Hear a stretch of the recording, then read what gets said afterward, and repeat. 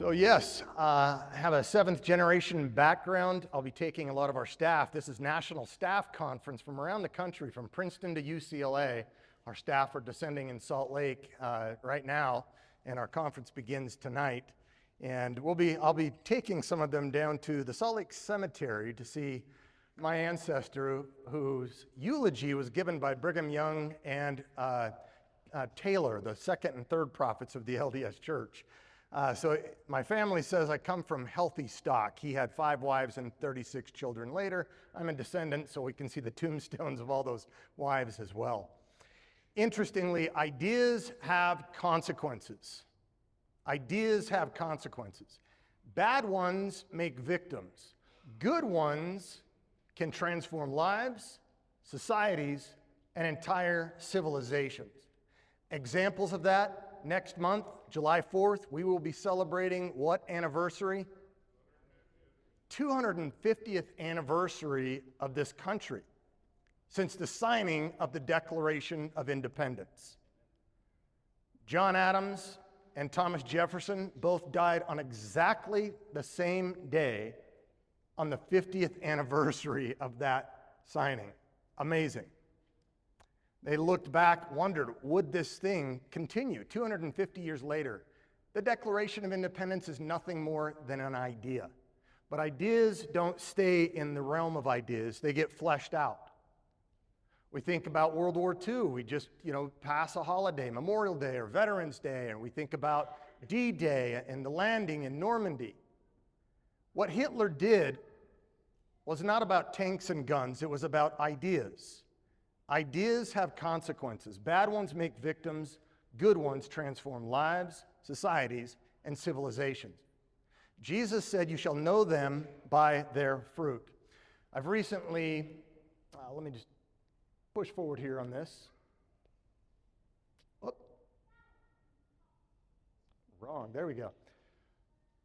Recently written my 6th book. I have 3 on Mormonism, and I have 2 on philosophy. This last one is on the progressive miseducation of America, confronting the cultural revolution from the classroom to your community. And it talks about what is going on in America. Clearly, this is not the same America as Grandma came into. And it's a revolution. It's a cultural revolution taking place. And at the center are ideas. Ideas downstream come from upstream at the universities. And that's why we are there. And I talk about how it happened and what we need to do as a blueprint to move forward through this. Sorry, just getting the hang of this here. The question that we want to address this morning is Christianity. Is it good or bad for the world? Good or bad for the world? We have a lot of different opinions about that right now. Several years ago, I moderated a debate. We had 4,000 people in attendance between 2 high-rolling thinkers, William Lane Craig on the one hand, and we had Duke University's department head on the other. Is faith in God reasonable? Ended up putting out a book based on that with half a dozen atheists, half a dozen Christians. But I looked through the top 50 atheists on an atheist website to try to get an adequate opponent. And the first 13 declined, including one that I'll quote from in just a moment, because there are truth claims, and we think that Christianity is true, and that it's reasonable, and that it's good. One of the gentlemen, however, that I invited is a Nobel Prize-winning physicist. And he said about Christianity, the world needs to wake up from the long nightmare of religion.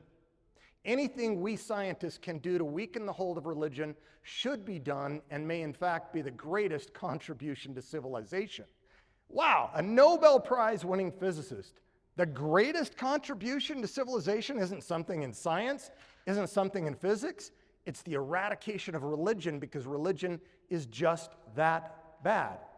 And he's thinking predominantly Christian religion because it's the majority report in the West, at least for now. Now, regardless of what anyone may think about this question, the imprint of Jesus is unmatched in history.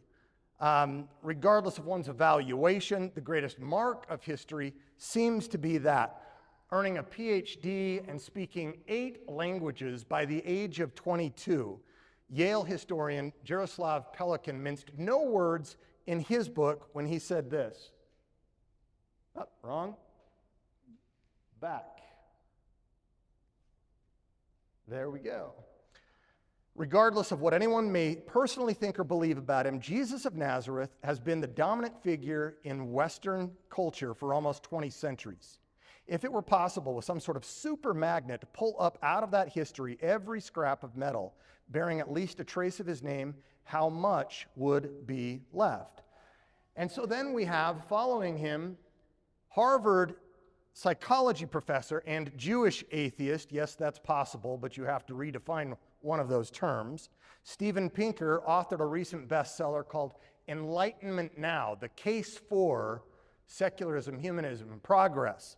It's so influential that Bill Gates wrote on the cover, my new favorite book of all time. The volume is an apologetic. It's what I do on the college campuses in favor of Christianity. He's doing it in favor of atheism and secular humanism and science, which he says are what made the world good. And yet he seems to offer a revisionist history compared to an actual historian from Yale about that question. Pinker's message is simple, and it's that reason, science, and humanism, the key pillars for the Enlightenment, which he claims have made the most progress for human existence. And no doubt, they have made significant progress. But he asserts that they are the best, if not the only means, to continue that progress into eternity. So when my book, that will contain this talk in it, if you're interested in getting it, came out 6 months ago, on Charlie Kirk's birthday and George Floyd's birthday, by the way, interestingly. When it talks about the progressive miseducation of America, it's this kind of ideological progress we're talking about. And what is even worse than that now? Concerned, though, he thinks that the ideals of the Enlightenment are not being talked about enough, and they need to be fortified against 2 enemies, on the left and on the right. On the left is socialism, Marxism, critical theory, critical race theory, critical gender theory, critical pedagogy, critical queer theory. You've all heard about this now. And on the other side is religion, Christian religion. Those 2 things are enemies of the Enlightenment. Now, this morning, the goodness or the badness of Christianity isn't the full concern. We shouldn't believe something simply because it's good or that we find it useful, but it is certainly relevant, especially in an era where Christianity's chief critics right now are not just claiming that Christianity is false. That's yesterday in some respects. It's that it's evil, that it's wicked, that it is oppressive, that it is bad. It is an enemy. It's harmful to human flourishing. And so showing Christianity's net good creates a plausibility structure for its truthfulness, especially if the reasons for its goodness tie in deeply to the essence of what the Christian truth claims are. So this morning, I'm wanting to sort of give you a macro view at a larger level to map onto something that Jesus said, you shall know them by their fruits, right? You shall know them by their fruits. Now, to be short, Christians have done some remarkable evil and harm in the past. We can't ignore that. We don't want to ignore that. We want to tell the truth, right? We want to be honest brokers. But one must also separate the malicious activities done by professing Christians from actual Christians. Now you might stop and say, wait a minute, that sounds like it's the no Scotsman fallacy. You're just moving the goalposts. Every time you say, look at that Christian, look at what he did in the name of God, you're saying, oh, that's not a real Christian. And you go over here, and then he does something bad, and you say, look at that. You say, well, no, that's not a real Christian either. It's like what the Marxist does when you point to communist countries, and they say, oh, communism has never really been tried. Only it has.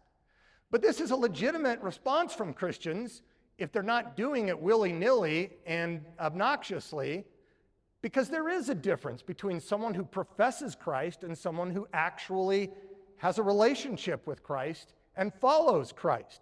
Jesus said, it's not moving the goalpost, you shall know them by their fruits. If someone looks like they're living a life at odds with the teachings of Jesus, then my guess is that person probably isn't a follower of Jesus. Now, even when you have genuine, actual Christians, they too sin. That's the whole point, is that everybody has sinned and needs a Savior. There's none of us that are without brokenness in our lives. And we could all do some very bad things. We point to Hitler. We could all do some very bad things. And we can see that happening around the world. We see it happening in America. We don't have to just point to another country.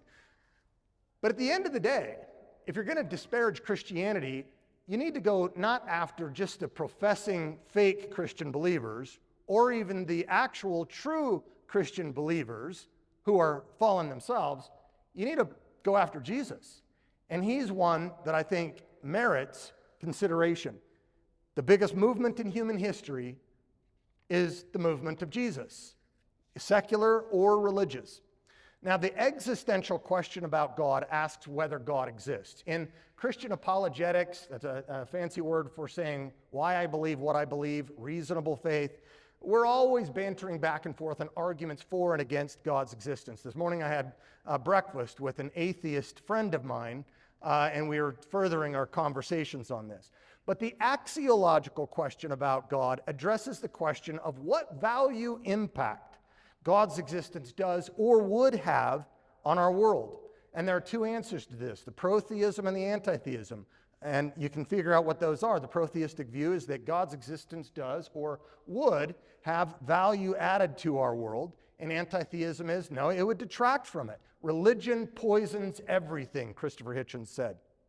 And so one way of approaching this from the protheistic stance is to look out there and locate values that are common to all. We don't have to banter over these. We don't have to debate over these. Most people would agree with these. And look out and see these values and argue that these values entail the existence of the Christian God. A more modest approach is to say not that they entail it necessarily, that is that you couldn't have those values without God's existence. It's to say that those values that we would all say amen to, left and right, atheist, Christian, everything in between, they make it far more likely that the explanatory power and scope that stands behind them is the existence of the Christian God. And that's what we're going to do this morning. So most in the West, I don't think, realize the heritage, 250 years after the Declaration of Independence, but where do the ideas endowed by the Creator, equality, equal rights, where does that even come from? Most don't realize the richness of our heritage. Secular humanists like Pinker point to the various goods that made the West great or best, and they fail to see that it is Christianity that offers the best backing for these. And such people are, in essence, living on the borrowed capital of a Christian worldview, like Pinker is doing, waxing eloquent from the perch of Christendom's first university, Harvard. I've been to Harvard. I recently lectured at Princeton. I've been to all the colonial schools. If the Christian God exists, he would make a substantive difference and bring added value to the world. And so we're going to consider those. Pilate asked the question in the New Testament, what is true? We want to ask the question here, what is good? We often think of good as a moral or an ethical notion, but it's broader than that. Take, for example, human health. What is good human health? Well, it's not something that's moral or immoral, right? But there is something called good human health or poor human health. And it doesn't depend on what the majority are doing. It's not what is normal, it's what is normative. What one ought to do if one wants to have human flourishing and good human health. Proper diet, rest, exercise, things like that, right? And so what constitutes human health is neither subjective or relative, it's objective, it's absolute. It's true for all people at all times and all places, just like water is H2O, is true for all people at all times and all places. And this is not just true in the natural world like lions and trees and humans, but in the world of the artifacts too, like a dollar bill is an artifact. It's a currency that the mind of the artisan drew it out and we established a common connection and we use it. A pair of scissors is called a good pair of scissors when it does what? When it cuts well, when it does well what it's been designed by the mind of the artisan to do. And so when considering various goods, we need to distinguish also between what is good for us versus what is good to us. The first is, again, objective, true for all people at all times and all places. The second is subjective. It's a matter of preferences or desires. We talk about this in human sexuality too. What's your orientation? Is it objectively good for you, or is it just good to you? You have these fights around the dinner table raising your kids, right? I try to get my kids to eat broccoli and tell them, eat your greens, kids. Broccoli is good for you. No, it's not. Cotton candy is good. No, cotton candy is good to you. Broccoli is good for you. And the fight ensues, right? But the parents are trying to get the preferences, the desires, to map onto what is desirable. The desires are subjective, preferential, personal. What is desirable is objective, the way things ought to be. So that as we're trying to map on our desires onto what is desirable for the sake of goodness, similarly, we want to map beliefs onto what is real for the sake of truth. And in these ways, truth and goodness come together in theoretical and practical ways. So, prosperity, Jesus, and the responsibility of persons. We can look at this not just for individuals, but systems that are helpful to human flourishing are desirable for our good, whereas ones that detract from it are not. And so while this is absent in the minds of many, Jesus impacted something like economics before it was a thing. Now, Steven Pinker endorses the free market enterprise, the capitalist project, as the means of the greatest prosperity as a civilizational good, and shows how capitalism rescued half the world from abject poverty. He's got great data in his book. His explanation sucks. He mentions Adam Smith. Adam Smith wrote the book. He was a moral philosopher and an economist. Let me get that up there. A moral philosopher and an economist. The book came out in 1776. So it took a while to get over the transatlantic here, and then we were having a little skirmish at the time, right? The war. And in there, Pinker fails to mention credit where credit is due, because the founder of modern capitalism was a Christian, and he talked about the invisible hand of God to reveal the brilliance of how the free market systems work. And the title of the book is an inquiry into the nature and causes. It's not correlation, it's causation of the wealth of nations.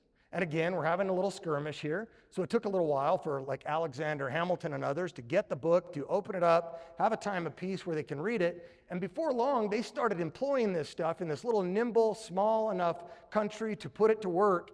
And America would quickly become the most wealthy nation in the history of the human race.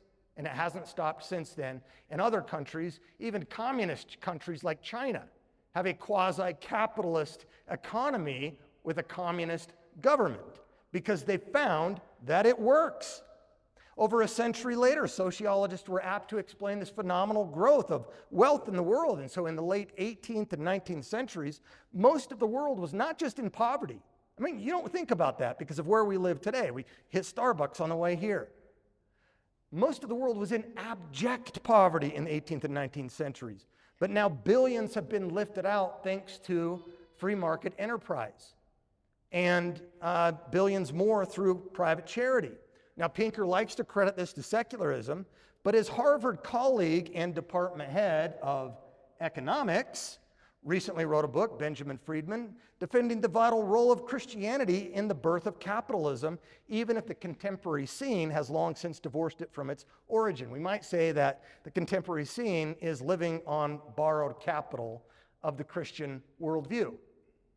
Pinker demurs concerning Marxism as a social good, as he ought, and granted, Marxists or socialists are going to dispute that, and most of Gen Z likes socialism right now. They're being educated from our universities, and Marxism has taken over in our universities. I detail that and show that categorically in my book. But it's an observable fact that credit goes to the free market enterprise, not to socialism. Even the way we do it today has changed. In the free market, in capitalism, The workers on the factory floor actually own part of the business. It's called the 401k. No Marxist leader ever took his own poison when the revolution occurred and the dictatorship of the proletariat came to power, and then they like to quote the Bible, and they shared all things in common in the early book of Acts. But leaders like Lenin, Stalin, Mao, Castro, Pol Pot, Kim Jong-il, Maduro never lived in the tents of squalor that the people they supposedly liberated did. They killed over 100 million of their own people.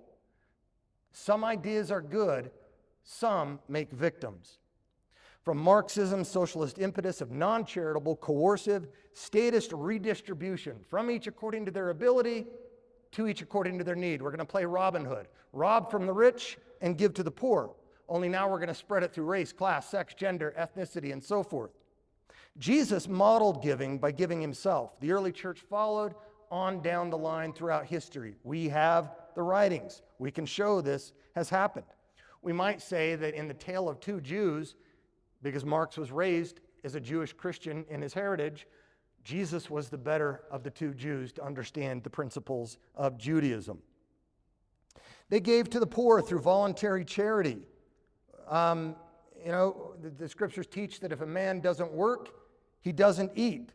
The Bible embraced the notion of private property and the responsibility and the fruit of one's labor. Without advancing private property, the commandment not to steal doesn't even make logical sense. And there have been abuses, granted, but not by a Christian understanding and fleshing out of the free market system. It actually spawns certain virtues from what Adam Smith's invisible hand of God called self-interest. Now note, I didn't say selfishness. There is selflessness. It's kind of a Buddhist viewpoint. There's no such thing as selfless because we have a self. There's selfishness, that's what Jesus opposed, and then there's self-interest or unselfishness, right? When I was in high school and I had a friend invite me to move to California just for the summer to go to the beaches, I'd only seen the Great Salt Lake growing up here in Utah. He said, okay, you can come down, spend the whole summer, but you got to go to this camp. It's a Christian camp, don't worry about it. Probably find a pretty girl there. Like, okay, I spend the whole summer at the beach. Yeah, okay. So I went there. This guy spoke on hell. I say, scared the hell out of me and heaven into me. It rocked my world to such an extent that I came back to Utah, packed my bags, moved to California my junior year of high school where I was discipled. Now, I didn't want to go to hell. I was self-interested. But guess what? My self-interests, personally, subjectively, mapped on to what is ultimately desirable to God's interests for me. And there was harmony there. My soul was saved. And the next 30 or 40 years would be literally transformed because of that. The problem is not self-interest, it's selfishness. And so virtues like self-interest motivate things as little creators, as innovators, innovation, excellence, wealth accumulation, hard work. John Wesley used to say, earn as much as you can so you can save as much as you can, so you can give as much as you can. And then Max Weber, the great sociologist from Germany, came over wondering why this is working so much in America. And he observed the correlation in his book, The Protestant Work Ethic and the Spirit of Capitalism. What happened was that the Protestants didn't just go back in the Reformation to Augustine and other early church fathers.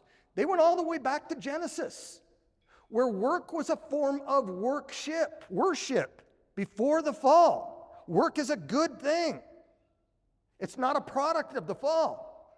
And so what the Protestants did is they went all the way back and they started to say, you know what?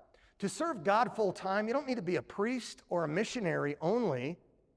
Everybody else can serve God full time too.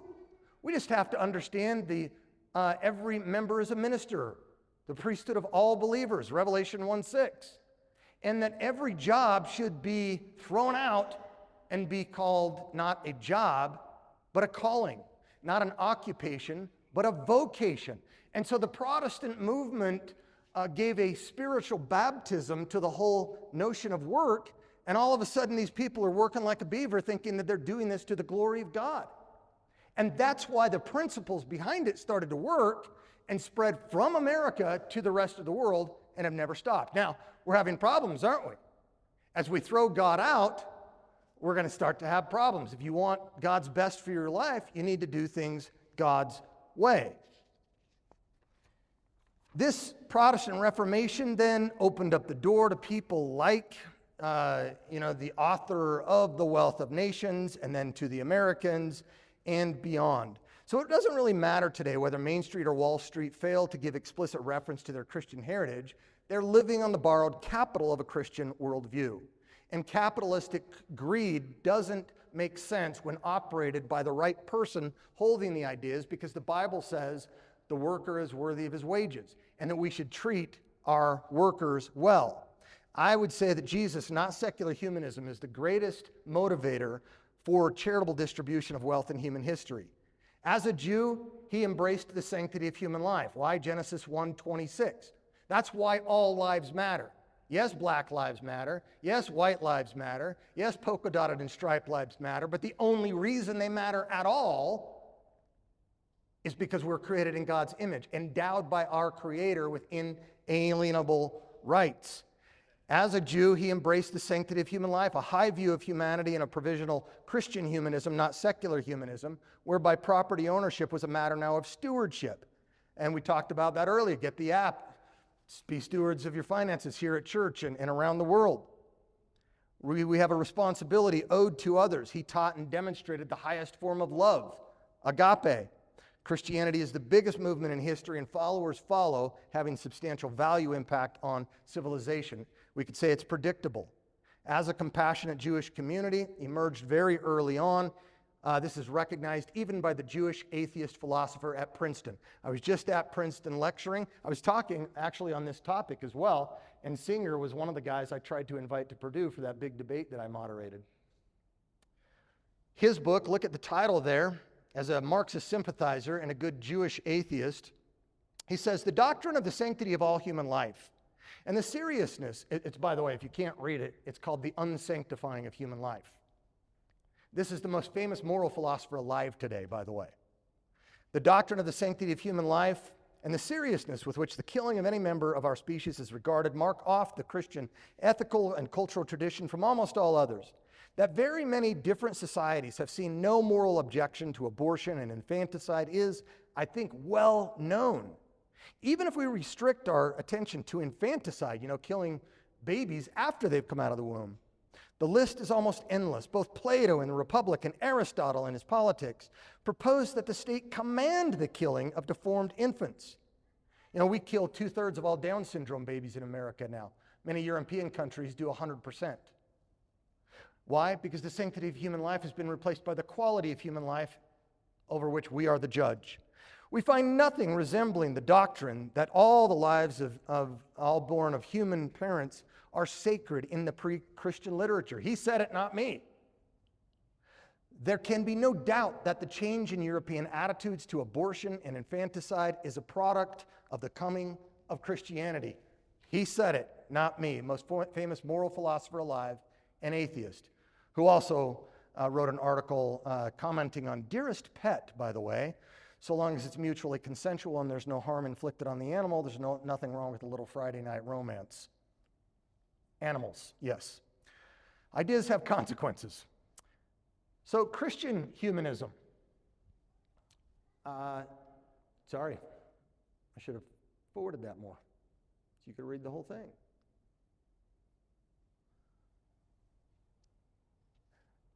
It's coming up, sorry. This is Yuval Harari. He is another, happens to be, I didn't cherry pick these. Go to that slide, please, with Yuval Harari. Right there, his book, Sapiens. Bill Gates commented on this one, too, A Brief History of Humankind. He said this, and I don't think I put this one in my notes, so I just need to come and read it, too. He said, according to the science of biology, people were not created. They have evolved, and they certainly did not evolve to be equal. The idea of equality is intricately intertwined from the idea of creation.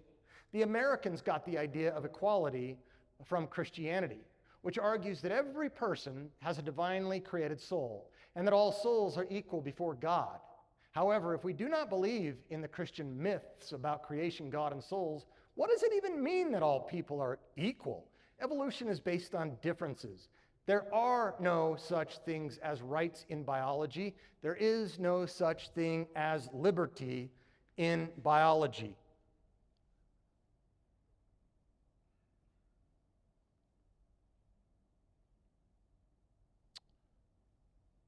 I'm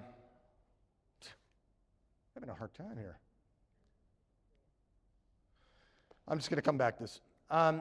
So far more than secular humanism is Christian humanism. When abortion is brought up in our culture, it's common to hear critics claim that Christians are who are the most prominent defenders of the right to life, by the way, because created in God's image, it makes sense.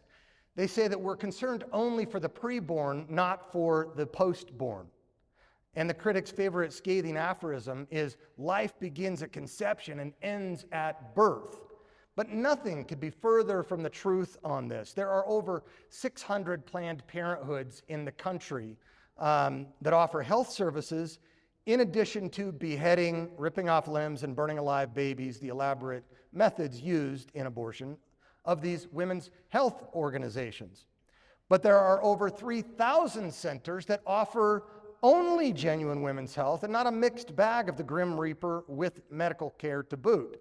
And they offer help to new mothers and their babies long after birth. Numerous churches offer personal help to them, and given the Christian impetus toward life and the loving of the poor, it's unsurprising that the Christian community is responsible for 2 to 3 times the general population when it comes to adoption.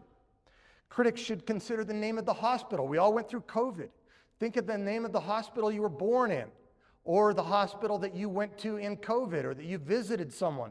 Half of those hospitals are named like St. Mark in Salt Lake, St. Luke, or Samaritan's Hospital, or Eliezer, or Good Samaritan, or something like that. Why is that? The reason why that is because the Christians invented the hospital in the 4th century by Basil, a theologian and a church bishop, and followers follow throughout life. And so today, inspired by Christ, the largest disaster relief organizations in the United States with operations around the world, like the Red Cross, Salvation Army, Southern Baptist Convention, all founded and staffed predominantly by Christians. Even human trafficking organizations that help get women off of the streets. I've done studies on this. I've done research. We did a debate on it at Purdue, and then we took the show on the road to Berlin. Most of those organizations were launched by conservative Christians who believed in the Bible and the message of Jesus, and most continue to be staffed, even though secularists have jumped on board as well. Everyone recognizes it's a good, and they want to get on board. But they're not the originator of the idea, because we have the origins of the ideas. So America has become the most prosperous nation in history of the world and the economic mothership of organized charity across the world. Notably, it's most heavily influenced by Christianity. So then when we look at private Christian charity, beyond institutions now, when it comes to individual charitable giving, on average, conservative Christians are the most charitable. And by conservative, I'm not getting into politics here. I mean those who see the Bible as God's word, who believe in personal conversion, and take serious apprenticeship to Jesus to heart. Ironically, they're more charitable to secular causes than are secular people.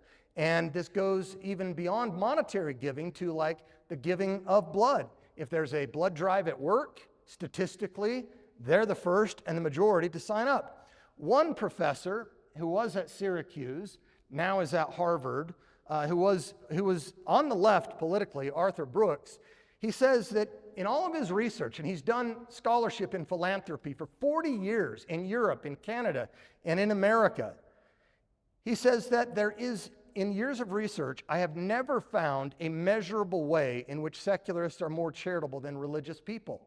This is the data. This is not just my opinion. And it's not because Christians are intrinsically better people. It's because we have a better motivational structure. We have a better leader.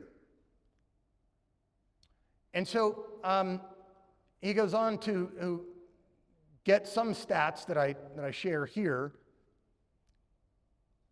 Religious people were 25 percentage points more likely to give than secularists. Religious people were also 23 points more likely to volunteer. Religious people who, per family, earned exactly the same amount as secular people gave about 3.5 times more money per year. They also volunteered twice as often. He went on to say that people who pray every day are 30 percentage points more likely to give money to charity than those who never pray. Likewise, the church goer will be 9 points more likely than the secularists to give to non-religious surveys. He goes beyond this and talks about even the mere mentality.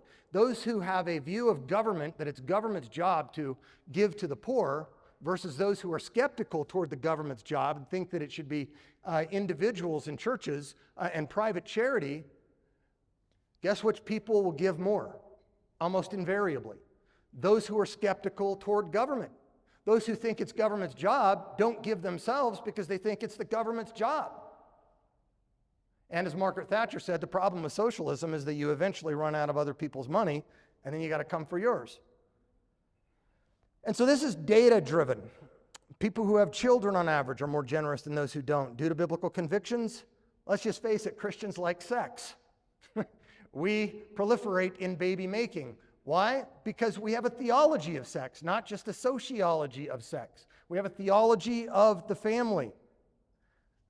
Even Bill Gates, who endorsed the book, he said in his interview with Rolling Stones that he believed in an intelligent designer. He had a church background. I don't take him to be a Christian per se, but him and the Melinda Gates Foundation have given a lot. He doesn't quite understand the foundation and where it's all coming from. So then we come to human rights. And what of human rights? Well, the Holocaust, World War II, the attempted genocide of the Jewish people provided a major impetus for the human rights movement. The 1948 Universal Declaration of Human Rights, the UDHR, we see that humans have a special moral status, right? Above that, of say, a rat. Peter Singer says if you, don't see the sense on saving a rat's life at the equal level of a human's life, you're guilty of a form of discrimination called speciesism.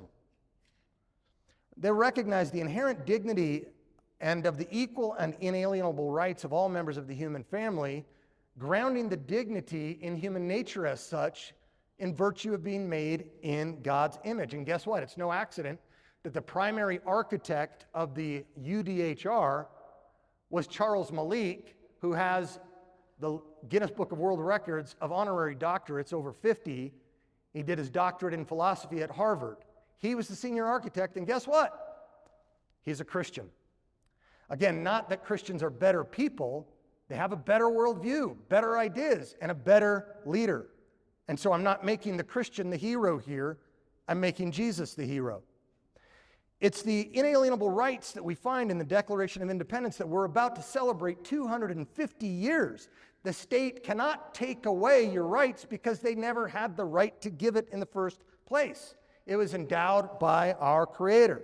It's why all lives matter. It's why all lives are sacred. It's why black lives matter. But black lives don't matter if there's not a ground to make them matter.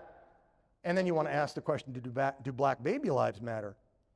But the modern expression human rights didn't emerge in a vacuum either. Like the modern capitalism, and as a deeper historical root deriving historically from natural rights, which evolved from natural law, which evolved from eternal law. And I don't have this one in my notes either, but James Griffin on human rights says that the French were the ones, they tried to get rid of Christianity in the French Revolution compared to the American Revolution. They even tried to create a 10-day work week to get rid of the 7-day week, which is only found in the Bible. And so they were trying to get rid of the priests, the nobility, everything, bringing the guillotine. And the French marked the secularization of the concept by changing the name from natural, they didn't want it endowed by our Creator, by human nature. From natural rights to human rights, the secularized notion that we were left with at the end of the day, at the end of the Enlightenment, is still our notion today. Its intention has not changed since then, a right that we have simply in virtue of being human. But that's where it comes from whence comes human rights. You don't get it from civil rights. You don't get it from a bunch of dudes making a law. You make laws that represent what is already intuitively known as good. And so few documents have provided as much platform for freedom and human flourishing as the U.S. Constitution, but it takes pride of place in the First Amendment. John Quincy Adams, son of John Adams, is alleged to have said that the highest glory of the American Revolution was this, that it connected in one indissoluble bond the principles of Christianity and the principles of civil government. That was the glory of the Revolution. Even when it comes to slavery and the Christians who owned slaves, were they real Christians or fake Christians? And even the real Christians who did. We all, if we want to say we're Christians, we're all hypocrites to one degree or another. There were complicated situations going on there. Even blacks owned slaves back then. But the only nation to ever fight a war over it was America. And the British lost half their navy trying to fight it. And one African nation just outlawed it 10 years ago. And there are more slaves today than there were in human history around the world. The seed bed was already there, and the founders are trying to figure out what to do with all of this stuff. It was very complicated. I'm not excusing some of the things that happened, but the whole justification to eradicate what has been practiced throughout human history is because of the Bible. Darwin, if we want to look at it from the opposite angle. Sorry, let me go back one more to James Rachel's quote. Shoot. I used to use Rachel's when I taught ethics at Indiana University for a dozen years. He's an atheist. That gave me more credibility, too, when I'm using an author whose views don't agree with me. He said this in his book, Created from Animals, The Moral Implications of Darwinism. We are entitled, not on evolutionary grounds at any rate, to regard our own adaptive behavior as better or higher than that of a cockroach, who, after all, is adapted equally well to life. We are not entitled to that, he says. We are not entitled to it. These are the moral implications of Darwinism. And here's Darwin's own quote. Gosh, my fault. There we go. If men were reared under precisely the same conditions as hive bees, there can hardly be a doubt that our unmarried females would, like the worker bees, think it a sacred duty to kill their brothers, and mothers would strive to kill their fertile daughters, and no one would think about interfering. Examples to this abound. Our moral sense would have been radically different had we developed like lions. I mean, I'm kind of sick in this. My family makes fun of me, but I watch YouTube videos of predation at night. And so I know what lions do on the Serengeti because I've watched a lot of the videos. But when younger male lions come in and they see an older lion, weak as he is, he's had his day, it's time for him to go. They don't give him a Social Security check and put him into retirement. They go dominate him, and they even humiliate him, and they grab his sexual organs as well. It's a way of humbling. They rip him to shreds, and then you know what they do next? They go find the stepkids. How many of you are in step families, kids or parents? What if we were like lions? The stepdad comes in, and the first thing he does is go find the kids. To do what?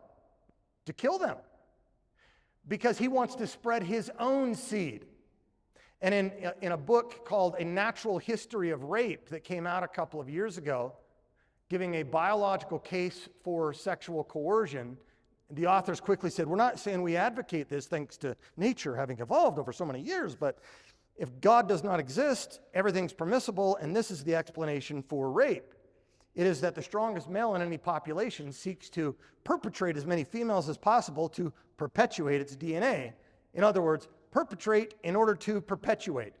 Girls, don't take it personal. It's just about spreading your seed. That's the worldview implications. Ideas have consequences, and some are bad. There's so much more that I could say about this, but I need to move on. Well, one final quote. The imprint of Jesus is clear. One of Europe's greatest intellectuals. I saw him lecture at Purdue 15 years ago, Jürgen Habermas, an atheist philosopher. He said this. He observed that democracy, human rights, and equality, and freedom as we know it are, quote, the direct heir of the Judaic ethic of justice and the Christian ethic of love, and that any other attempted explanation for them is just idle postmodern talk.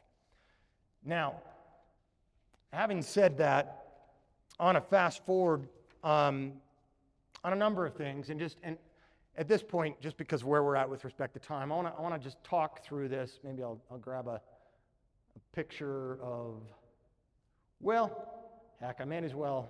There's Jeffrey Epstein, and guess who he's with? He's with Steven Pinker, the author of that book I've been talking about. And he's with Richard Dawkins. Oh, and other new atheists there.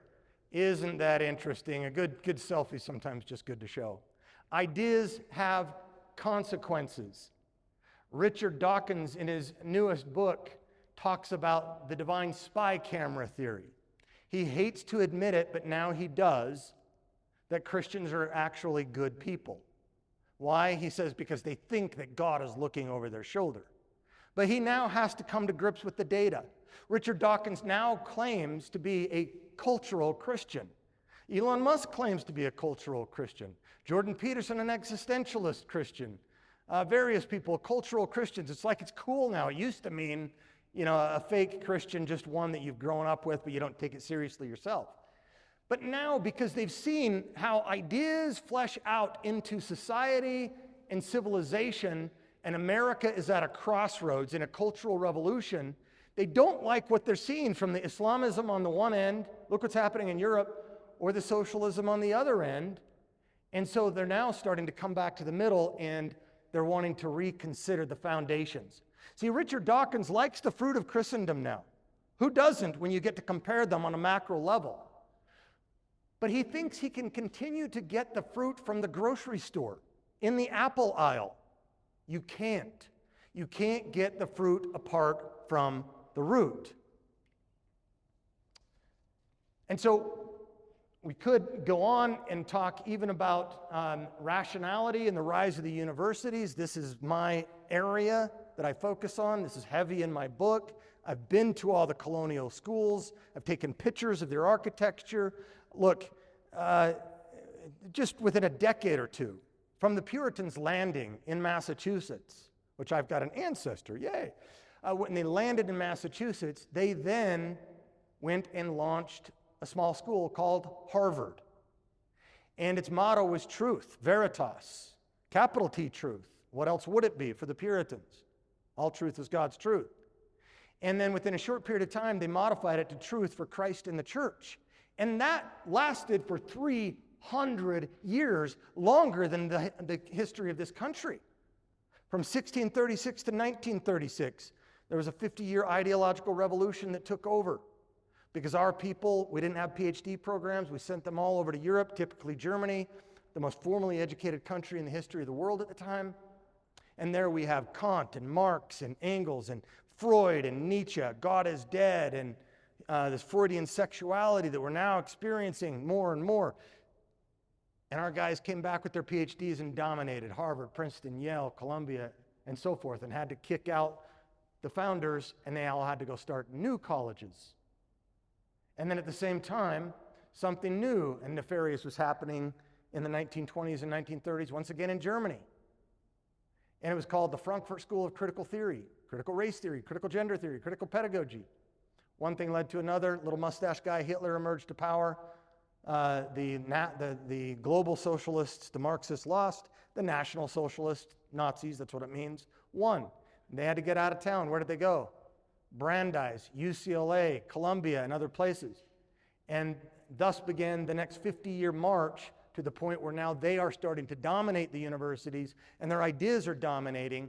And this is why a couple of years ago I came through Utah with a guy who was my arch enemy, Peter Boghossian, who wrote the book A Manual for Creating Atheists. He invited me into his classroom, this is back in 2019, to give an argument for God's existence for 2 hours, and then he had planned on having his students try to take me down. And then we went to lunch after, so it was a lot of fun. And he proposed an alliance. He said, I'm dedicating the rest of my career not to atheism, theism, but to the destruction of this critical theory, the social justice stuff, because this is about civilization. And I said, okay, look, we'll start this small temporary alliance, but remember, your side's the one that caused this. And he later admitted it. He said, me and Richard Dawkins and others, we talked amongst ourselves and we said, if we destroy the gods or God of the West, something else will probably replace it, but none of us had any idea how bad it would become. And so we decided we were going to start our tour in Utah, at Utah State, and then go to Weber State, and then go to the U, and then go to Utah Valley University. And our talk between a conservative Christian and a liberal atheist, and we were now allies toward a common cause, was on viewpoint diversity, the death of intellectual diversity in the universities. They're being taken over, so that even people like Richard Dawkins and Peter Boghossian now want to be our friend. That was our talk. They tried to get us kicked out before we arrived at Utah State. At the U, we got boycotted by even a Christian organization. And then in the last university we were at, shortly after that, George Floyd dies, COVID hits, everything goes in lockdown, all hell breaks loose in America. And ideas that were under the surface are now coming up to the top. And then we've all seen it in the last 5 or 10 years. And then you get a young man named Charlie Kirk who ends up there at UVU, doing viewpoint diversity, having dialogue on hard issues. You know, we want to generate more light than heat, even though last I checked, touching a light bulb is hot, but we need to be able to talk. We need to be able to have dialogue, and that's what Peter Boghossian and I were doing. We centered on Voltaire, the deist, who said, I may disagree with what you say, but I would defend to the death your right to say it. This cancel culture stuff is coming now from this Marxist, this new ideology that's come in.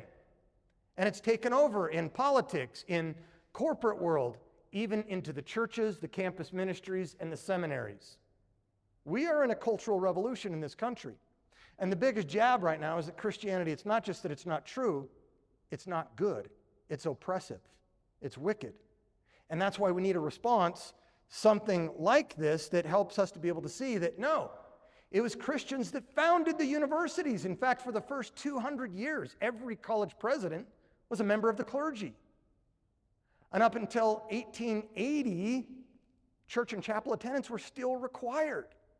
And then all the new universities that started, all of them in places like Southeast Asia, India, and South Korea, they were all Christ-centered, just like Harvard, Princeton, and Yale. Most people don't know this history. I've got it in my book. Most people don't know this or realize this. Ideas have consequences. Bad ones make victims. Good ones transform lives, societies, and even civilizations. And so I could go on and on about the universities, about the value that, that has happened around the world because of this. But for brevity's sake, I'm not going to. I want to get to two final quotes here by Tom Holland. Holland is another one who calls himself an agnostic Christian. An agnostic Christian. He says, as an atheist historian, now agnostic, he makes clear his thinking about the value impact of Christianity. He's a Roman and Greek historian. He says that every human being possessed an equal dignity was not remotely a self-evident truth. The Romans would have laughed at it. The origins of this principle, as Nietzsche had so contemptuously pointed out, lay not in the French Revolution, nor in the Declaration of Independence, nor in the Enlightenment, but in the Bible. And in a most amazing statement,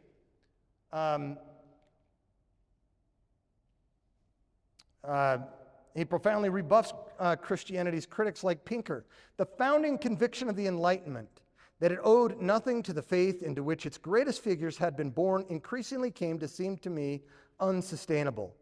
Even as belief in God fades across the West, the countries that were once collectively known as Christendom continue to bear the stamp of the 2 millennia-old revolution that Christianity represents.